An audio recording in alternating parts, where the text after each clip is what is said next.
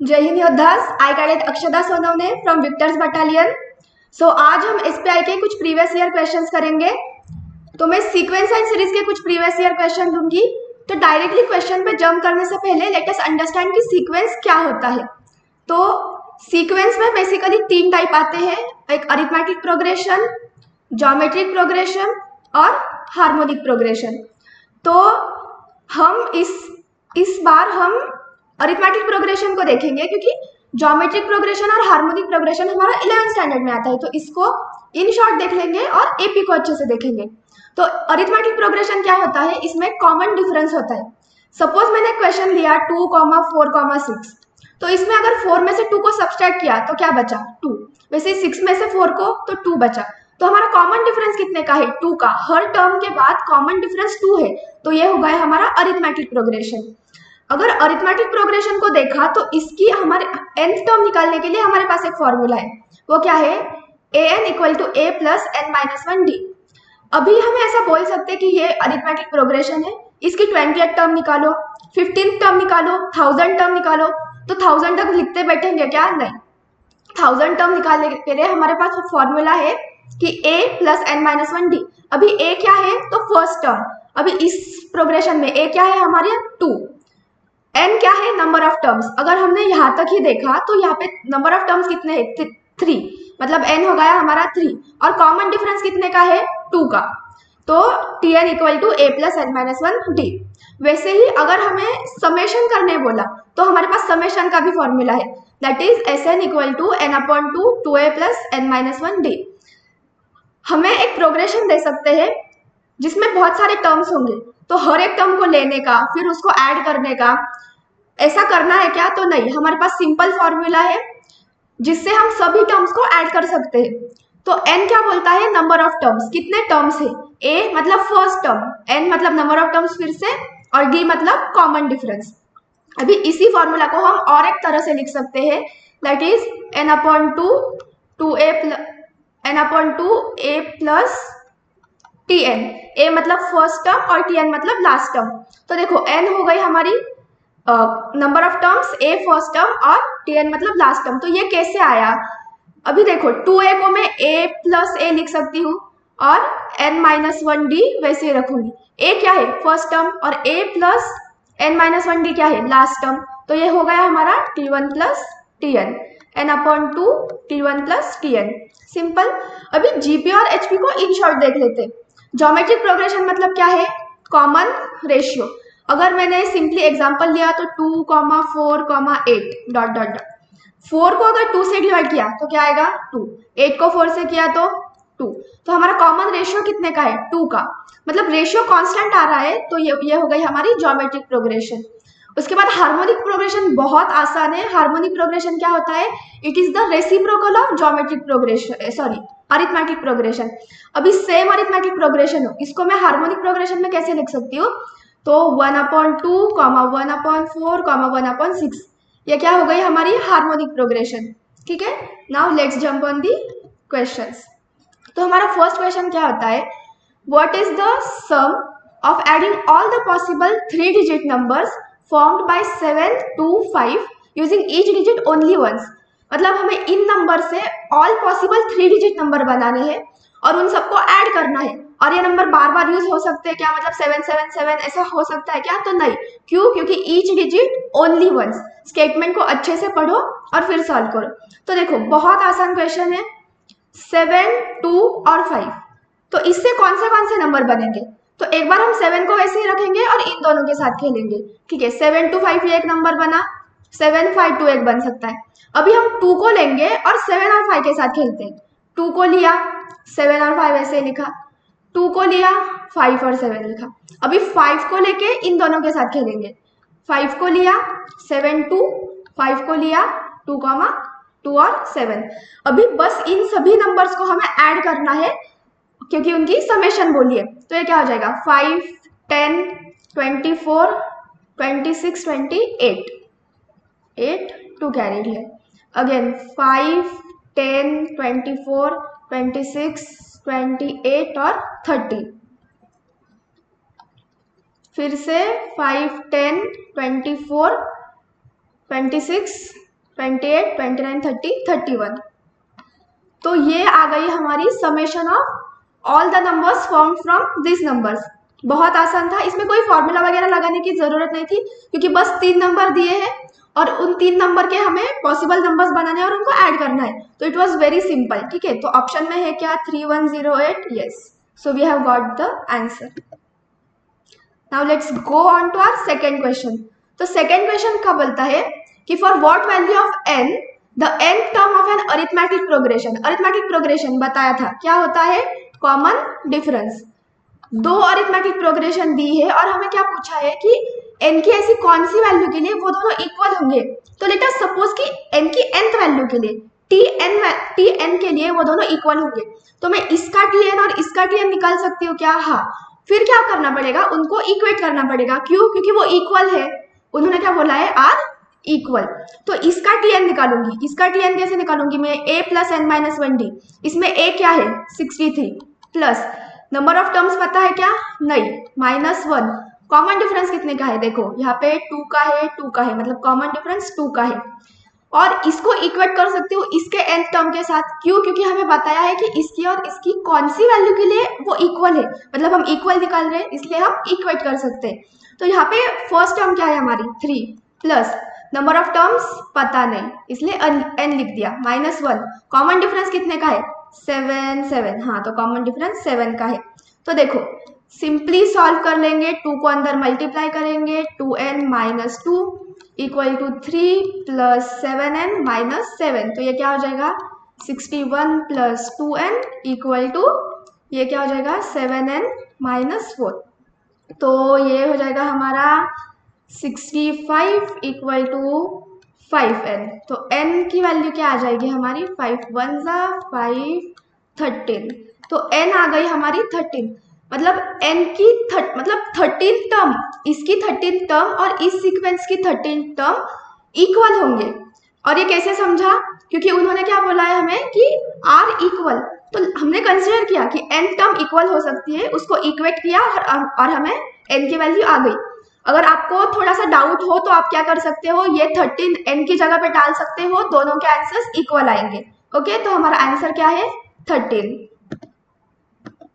तो next question क्या है, for the find the value of x in the series. ये एक सीरीज दी है हमें और उसमें हमें x की वैल्यू फाइंड करनी है। तो पहले देख लो कि ये सीरीज हमारी AP है क्या, GP है क्या, HP है क्या, या फिर कुछ और है। तो देखो इसमें डिफरेंस है 5 और 3 में -2 का डिफरेंस है, पर इसमें डायरेक्ट 7 से बढ़ा है। तो नहीं, मतलब AP तो नहीं, GP है क्या, नहीं, HP भी नहीं दिख रहा। ठीक है, मतलब इसमें कुछ प्रोग्रेशन फॉर्म हुआ होगा। तो हमें बस उस प्रोग्रेशन को देखना है कि वो क्या है। तो अभी देखो 5 और 3 क्या है, कॉमन डिफरेंस है कितने का -2। 3 और 10 में आई कैन सी दैट 7 बढ़े हैं। अरे इधर भी -2 है और यहाँ पे 9 बढ़े हैं।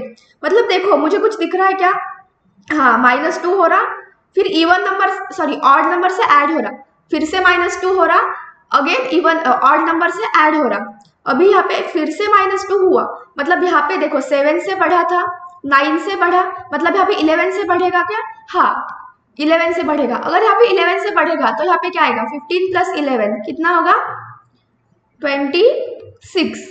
और यहाँ पे फिर से -2 से घटना चाहिए, घटा है क्या, हाँ, मतलब हमारा आंसर क्या है 26। बस अच्छे से ऑब्जर्व करो सीक्वेंस को, अच्छे से ऑब्जर्व करोगे बराबर प्रोग्रेशन समझ में आ जाती है। ठीक है, अभी देखो नेक्स्ट क्वेश्चन क्या है, P, Q and R are 3 unequal numbers. मतलब ये नंबर्स इक्वल नहीं है, मतलब ये 2 2 2 4 4 4 वगैरह हो सकते हैं क्या, तो नहीं, because they are unequal. Such that P, Q and R are in arithmetic progression, मतलब इनमें कॉमन डिफरेंस होगा। And P, R minus Q and Q minus P are in geometric progression, मतलब इनमें कॉमन रेशियो होगा। Then P is to Q is to R is equal to. अभी देखो इस questions में ना 2 टाइप होते हैं, एक तो डायरेक्टली कुछ वैल्यू लो उसमें डालो और सॉल्व करो, या फिर ट्रेडिशनल मेथड। तो हमें कॉम्पिटिटिव एग्जाम्स में डायरेक्ट वैल्यू लेने हैं, डालने हैं, क्योंकि हमारे पास टाइम लिमिट होता है। अभी मैं P, Q और R को 1, 2 और 3 कंसिडर कर देती हूँ। क्यों? क्योंकि मुझे पता है 1, 2 और 3 क्या है, अरिथमेटिक प्रोग्रेशन। 2 - 1 क्या क्या आ जाएगा 1, 3 माइनस 2 किया 1 आ जाएगा, कॉमन डिफरेंस क्या आ जाएगा हमारा 1।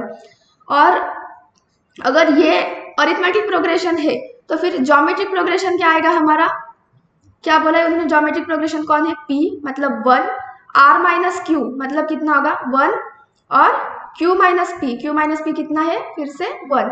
ये ज्योमेट्रिक प्रोग्रेशन है क्या, हाँ, क्योंकि देखो 1 divide by 1 is 1, 1 divide by 1 is again 1, तो इसका कॉमन रेशियो क्या है 1। मतलब ये अरिथमेटिक प्रोग्रेशन है, ये ज्योमेट्रिक प्रोग्रेशन है, मतलब हमारा आंसर क्या आ गया 1:2:3। अभी इसका ही हम ट्रेडिशनल मेथड भी करके देखते हैं इन शॉर्ट। अगर हमें ये नंबर दिए हैं p q r और ये अरिथमेटिक प्रोग्रेशन में है, मतलब ये क्या हो जाएगा q minus P equal to r minus Q, क्यों, क्योंकि कॉमन रेशियो क्या होता है हमारा सेम होता है, ठीक है। अगर ये इक्वल है तो इन नंबर का रेशियो भी इक्वल होगा, क्यों, क्योंकि ये ज्योमेट्रिक प्रोग्रेशन में है। तो मैं इसको क्या लिख सकती हूँ r माइनस, इसको मैं 1 इक्वेशन 1 बोल देती हूँ, ठीक है। r minus Q upon p will be equal to q minus p upon r minus Q. तो ये देखो इधर मैं कुछ ऑब्जर्व कर सकती हूँ कि मेरे पास r माइनस क्यू की वैल्यू है, तो r माइनस क्यू की वैल्यू मेरे पास q माइनस p है, तो मैं डाल सकती हूँ क्या, हाँ, q minus p upon p equal to q minus p upon r minus Q. ये कैंसल हो जाएगा, ये हो जाएगा हमारा r minus Q equal to p। अभी r माइनस क्यू की वैल्यू है मेरे पास फिर से q माइनस p, तो इस सर मैं q minus p equal to p लिख सकती हूँ। p यहाँ पे जाके हो जाएगा ऐड, तो q इक्वल टू 2p। जैसे यहाँ पे q इक्वल टू 2p हो गया वैसे ही r इक्वल टू 3p हम प्रूव कर सकते हैं सिमिलरली। मतलब हमारा क्या हो गया p is to 2p is to 3p, ये p हो जाएंगे कैंसल, हमारा आंसर आ जाएगा 1:2:3, ठीक है। ज्यादा करके वैल्यूज डाल के सॉल्व करो, क्योंकि इस मेथड को टाइम लगने वाला है और हमारे पास टाइम लिमिट में होता है, ठीक है। तो हमारा 5th क्वेश्चन है कंप्लीट द सीरीज। हमें एक सीरीज दी है 6, 18, 72, ये फाइंड करना है और 2160। ऑब्जर्व करो, शायद मल्टीप्लीकेशन का कुछ लग रहा है, 6 इंटू 3 हो जाता है 18, 18 इंटू 3 72 नहीं होता, ओके, बट मैं ऑब्जर्व कर सकती हूँ कि 18 इंटू 4 72 होता है, मतलब इंटू 3 इंटू 4, तो यहाँ पे इंटू 5 होगा शायद, पर उस शायद को यकीन में कैसे बदलूं मैं, तो सॉल्व करते देखते हैं। 72 इंटू 5 क्या होगा, 5 2 10, 1 कैरी लिया, 7 5 35 प्लस 1 36, मतलब यहाँ पे 360 होना चाहिए। अगर यही है तो यही हमारा पैटर्न फॉलो हो रहा है, तो यहाँ पे कितना होना चाहिए 360 इंटू 3 इंटू 4 इंटू 5, तो यहाँ पे होना चाहिए इंटू 6। अभी इस नंबर को इंटू 6 करके देख के अगर ये आया मतलब ये हमारा आंसर क्या हो जाएगा सही। तो 360 इंटू 6 करके देखो तो ये क्या आ जाएगा 2160, ओके, तो ये मैच हो गया, मतलब this is our required answer. बस फाइंड करो कि क्या प्रोग्रेशन फॉलो हुआ है, कौन सा एपी है क्या, जीपी है क्या, या फिर क्या फॉलो हुआ है वो देखो, अपने आप आंसर्स आते जाएंगे। 360 is our right answer, okay.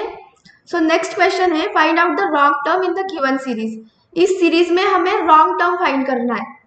तो देखो 23 और 34 में डिफरेंस कितने का दिख रहा हमें 11 का, 34 और 49 में डिफरेंस दिख रहा है 15 का, यहाँ पे फिर से डिफरेंस है 15 का, यहाँ पे है 19 का, यहाँ पे फिर से 23 का, मतलब ये डिफरेंस कॉमन नहीं है, मतलब एपी का तो सवाल नहीं, जीपी भी नहीं है, not even it is HP. मतलब इसमें कॉमन क्या है, देखो 11 प्लस 4 होके ऐड हो गया, इधर फिर से प्लस 4 होके ऐड हो गया, पर यहाँ पे डबल ऐड हुआ है, मतलब रॉन्ग टर्म हमारी कौन सी होगी 49, क्योंकि यहाँ पे डबल ऐड हुआ। मतलब देखो 11 से ऐड हुआ, फिर 15, फिर 19, फिर 23, मतलब 4 के एडिशन से वो ऐड होता जा रहा है, बस यहाँ पे डबल ऐड हुआ, इसलिए हमारा आंसर क्या हो गया 49 इज अ करेक्ट आंसर, ठीक है। सो हमारा नेक्स्ट क्वेश्चन क्या है, अगेन रॉन्ग टर्म फाइंड करनी है। अभी ये तो बहुत आसान सीक्वेंस है, देखो 5 प्लस 10 हुआ, सॉरी प्लस 5 हुआ 10, प्लस 5 प्लस 7 हुआ 17, प्लस 9, फिर यहाँ पे प्लस, ओके। तो देखो ऑड टर्म्स ऐड हो रहे थे, पर यहाँ पे बीच में ही इवन टर्म ऐड हो गई, यहाँ पे +11 होना चाहिए था अकॉर्डिंग टू दिस सीक्वेंस, और बाद में यहाँ पे क्या होना चाहिए था, +13। यहाँ पे +11 हुआ, 11 होना चाहिए था। अगर +11 होता तो यहाँ पे क्या आ जाता हमारा 37। अगर 37 आता और उसके बाद ऐड 13 होता, मतलब 37 + 13 कितना आ जाएगा 50। ओके, तो हमारी रॉन्ग टर्म क्या है 36, और उसके जगह पे क्या चाहिए था 37। बस अच्छे से ऑब्जर्व करो सीक्वेंस को, कोई प्रोग्रेशन है क्या देखो, क्या पैटर्न है देखो, आपको कुछ ना कुछ इजी वाला पैटर्न मिल जाएगा, उसको फॉलो करते जाओ, you will get the required answer. तो रॉन्ग टर्म 36 है। उसके बाद हमारा नेक्स्ट क्वेश्चन है find out the wrong term in the given series. फिर से रॉन्ग टर्म फाइंड करनी है। तो यहाँ पे हमें क्या दिया है 7 + 5 12, अगेन +5 17, +5 22। ओके, ये तो अरिथमेटिक प्रोग्रेशन है, बस +5 की एडिशन हो रही। But I can see that यहाँ पे +5 नहीं हुआ है, यहाँ पे +4 हुआ है, मतलब हमारी रॉन्ग टर्म क्या हो गई 41। बहुत ही इजी क्वेश्चन था क्या। और एक हम पैटर्न देख सकते हैं, यूनिट प्लेस में 7 2 7 2 7 2 7 2 का रिपीटेशन है, बस यहाँ पे 1 है। तो ये भी हो सकता है, पर ज्यादा करके क्या याद रखो कि 5 का डिफरेंस है। तो यहाँ पे 2 ऑब्जर्वेशन हमें मिल गए, ये अरिथमेटिक प्रोग्रेशन था, इसलिए हमारा आंसर क्या हो गया 41 इज द राइट आंसर। तो कभी कभी टेक्निकल एरर्स आ जाते हैं, 41 ही हमारा आंसर है। Okay, the sum of first 15 multiples of 8 के पहले 15 मल्टीपल्स का एडिशन करना है हमें, मतलब 8 फिर 16 फिर 24 ऐसे 15 तक लिखेंगे, सबको ऐड करेंगे। ऐसा करना है क्या, तो नहीं। एकदम स्टार्ट में हमने फॉर्मूला देखा था Sn = n/2 2a + n-1d। अभी देखो ये फॉर्मूला क्यों यूज करना है, क्योंकि सारे टर्म्स निकालेंगे, फिर ऐड करेंगे, फिर उसका समेशन आएगा, it will be a very time consuming process.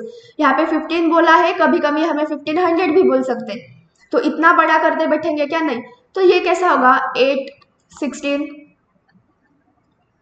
24 ... till 15th multiple. मतलब देखो मेरे पास n है क्या, हाँ 15/2, 2 × a कितना है 8 है, फर्स्ट टर्म क्या है 8, 2a plus number of terms कितने हैं 15, -1 क्या हो जाएगा 14। कॉमन डिफरेंस 8 और 16 में कॉमन डिफरेंस कितने का है 8, ऑफ कोर्स अभी मल्टीपल्स ऑफ 8 है, means we will have common difference of 8। ठीक है, तो इसको इजीली सॉल्व कर लेंगे। 15/2, 8 2 = 16 प्लस 14 × 8 क्या हो जाएगा 8 4 = 32, 3 कैरी लिया, 8 1 = 8, 9 10 11 112। तो ये क्या हो जाएगा 15/2 112 प्लस 16 128। तो देखो 2 1 = 2 6 4, तो ये क्या हो जाएगा 15 × 64। अभी 64 × 15, 5 4 = 20, 6 5 = 30, और ये 2 4 1 = 4, 6 1 = 6, 0 4 5 6, और ये 9। मतलब हमारा आंसर क्या आ गया 9। मल्टीपल्स ऑफ 8 के पहले 15 मल्टीपल्स निकाले, उन सबको ऐड कर दिया, तो उनका आंसर क्या आया हमारा 960। फॉर्मूला याद रखो और इजीली आंसर आ जाएगा। हमारा नेक्स्ट क्वेश्चन क्या है, how many numbers between 11 and 50 are there which are exactly divisible by 7 but not exactly divisible by 3। अभी छोटे नंबर्स है 11 और 50 तक, अगर बहुत बड़े नंबर्स होते तो we would have gone for formula, but हमें पता है 11 और 50 में ऐसे कितने नंबर्स होंगे जो 7 से डिविजिबल होंगे, मोस्ट प्रोबेबली 5 और 6। तो वो नंबर्स हम डायरेक्टली लिख सकते हैं क्या, हाँ। तो कौन से होंगे, 7 को नहीं पकड़ेंगे, क्यों, क्योंकि 11 के आगे के नंबर लेने, मतलब क्या हो जाएगा 7 2 = 14, 7 3 = 21, 7 4 = 28, 7 5 = 35, 7 6 = 42, और 7 7 = 49। अभी 49 के आगे का मल्टीपल लूँ क्या, तो नहीं, क्यों, क्योंकि हमारे लास्ट नंबर क्या है 50। We just have to find numbers till 50। Okay, तो उन्होंने क्या बोला है कि which are exactly divisible by 7 but not exactly divisible by 3। अभी इसमें से मैं ऐसे नंबर फाइंड करूंगी जो 3 से डिविजिबल नहीं है। तो पहले 7 से डिविजिबल होने वाले कितने नंबर मिले मुझे 1 2 3 4 5 और 6। तो 6 नंबर ऐसे मिले जो 7 से डिविजिबल थे, और जो 3 से डिविजिबल नहीं है वैसे इनमें से ढूंढूं तो ये कौन से हो जाएंगे, एक तो 21, और 42। तो दो नंबर ऐसे है विच आर डिविजिबल बाई 3। तो which are divisible by 7 but not divisible by 3, मतलब जो 7 से तो डिविजिबल है पर 3 से है क्या, नहीं। मतलब 6 में से जो 3 से है वो माइनस कर दूंगी तो आंसर क्या आ जाएगा 4। तो मुझे ऐसे 4 नंबर मिले जो 11 और 50 के बीच में आते हैं, 7 से एग्जैक्टली डिविजिबल है पर 3 से नहीं है। तो आंसर क्या आ जाएगा हमारा 4 इज आर राइट आंसर। बहुत आसान था क्या? So that was it. All the very best for your SPI exam. Thank you and Jai Hind.